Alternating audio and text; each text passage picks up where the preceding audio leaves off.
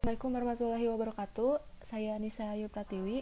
Kali ini saya akan menampilkan sebuah tutorial untuk membuat layout dari data XAD yang saya miliki.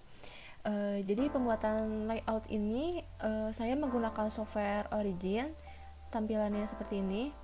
Ini adalah software Origin Pro versi 8.5.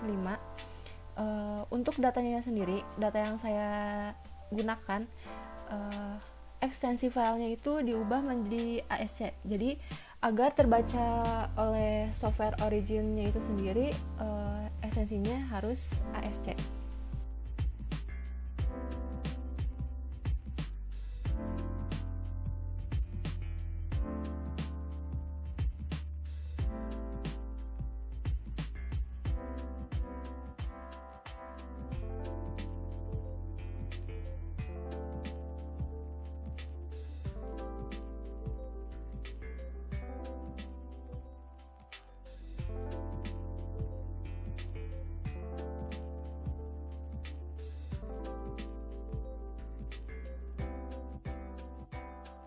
Jadi, layout XAD ini biasanya ditampilkan sebagai hasil analisis menggunakan instrumen XAD atau hasil karakterisasi suatu senyawa. Kemudian biasanya dapat kita jumpai di beberapa jurnal. Kemudian ini adalah layout data XAD dari jurnal yang berjudul Formation of Carbon Supported PTRU Alloys and XRD Analysis.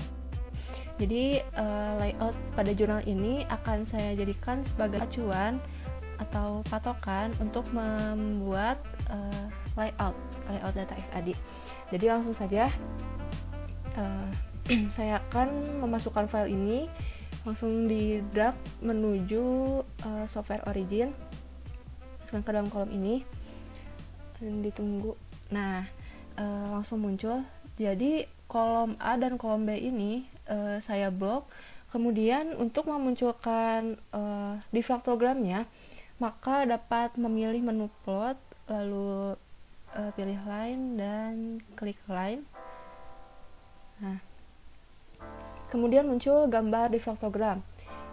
Di sini belum tertera nama senyawa, lalu keterangan apa itu sumbu Y-nya maupun sumbu X-nya. Nah, untuk itu pada jurnal yang saya jadikan acuan, dapat kita lihat di bagian kiri atau di sumbu Y-nya tidak terlihat angka dan hanya berupa tulisan intensity saja. Oleh karena itu, saya akan mengubah tampilan diffractogram saya. Yang pertama itu dengan menghilangkan angka pada sumbu Y-nya. Caranya dengan mengeklik 2 kali pada garis di sumbu Y. Nah, sekarang saya pilih menu title and format yang ini. Nah, saya akan mulai dari bagian top atau atas. Di sini ada kotak yang bernama Show Axis and Ticks. Saya akan menceklisnya. Setelah itu pada bagian Major Ticks dan Minor Ticks itu diubah menjadi none, dua-duanya.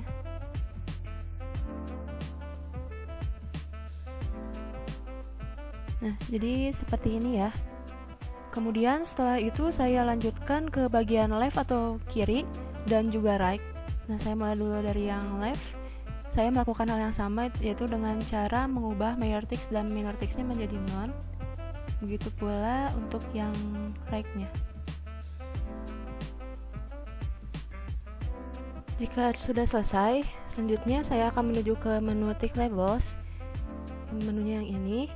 Jadi di menu ini tuh kita bisa menyembunyikan maupun menampilkan angka-angka yang ada di samping garis. Baik itu angka yang ada di bawah atau bottom, kemudian atas, kiri, dan kanan. Karena di sini saya ingin menghilangkan angka yang terdapat pada garis bagian kiri atau sumbu Y-nya, maka saya akan memilih left atau kiri. Kemudian pada bagian kotak show major labels, di sana saya akan menghilangkan tanda checklistnya dengan cara diklik. Nah, jika sudah selesai, kemudian klik OK. Nah, jadi tampilannya seperti ini. Nah, sekarang bisa kita lihat di sini di faktogramnya kurang lebih sudah hampir menyerupai dengan apa yang ada di jurnal. Nah, yang ini. Hanya saja di sini saya belum memberikan mengenai keterangan dari nama senyawa yang saya identifikasi ini.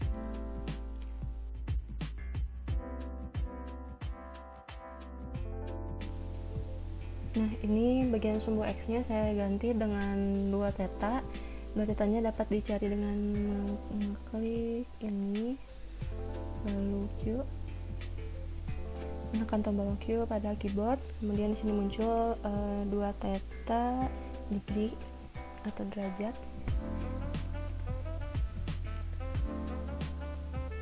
Oh, ini di nonaktifkan terlebih dahulu.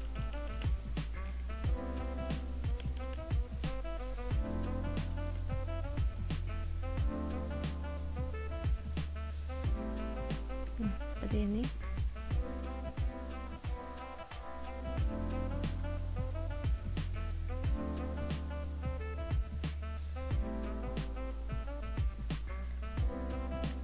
Kemudian sumbu Y-nya saya ganti dengan intensity.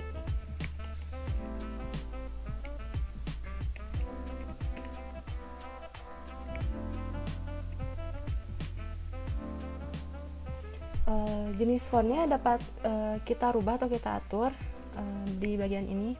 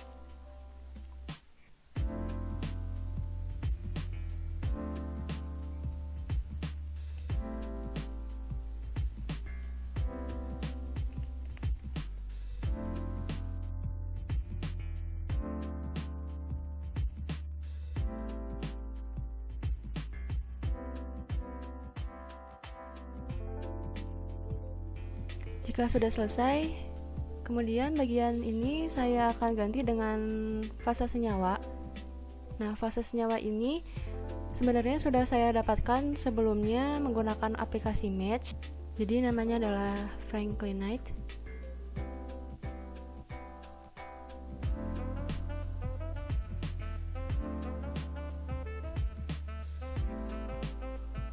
Untuk identifikasi fase franklinite ini sudah saya buat atau saya jelaskan di video sebelumnya. Saya akan taruh linknya di kolom deskripsi.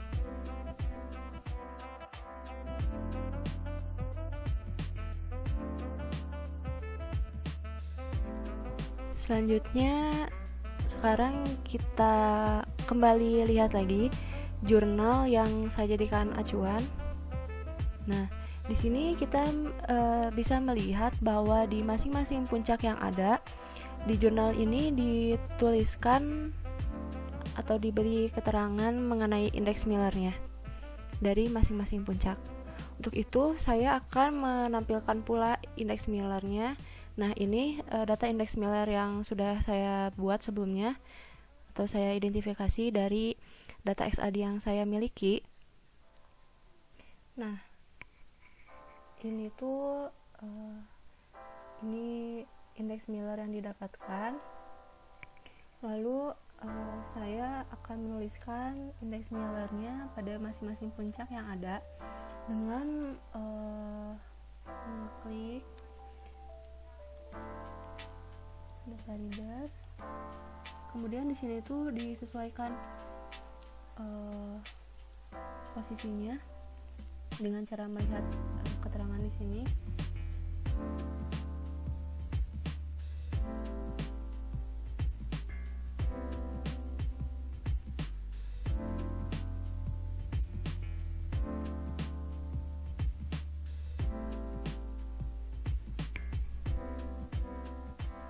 lalu masukkan indeks Miller yang telah diketahui.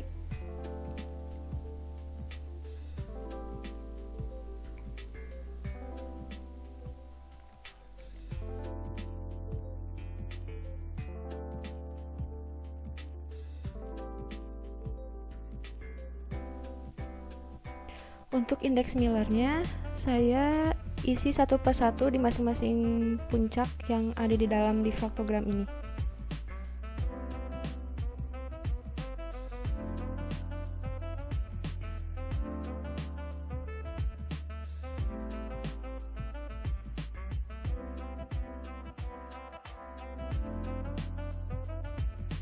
Untuk pembuatan indeks Millernya, saya akan tampilkan di layar bagian sebelah kanan.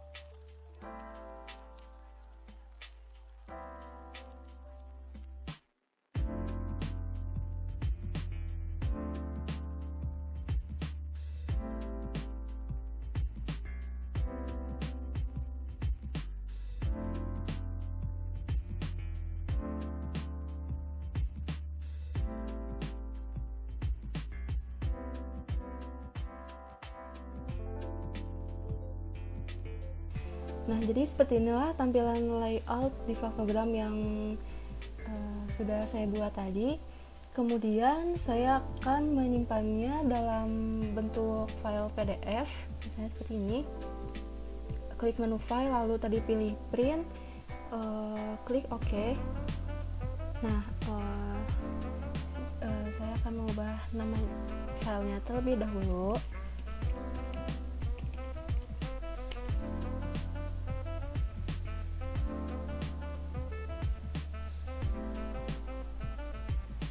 Ditunggu prosesnya, kemudian hasilnya dapat dilihat di sini.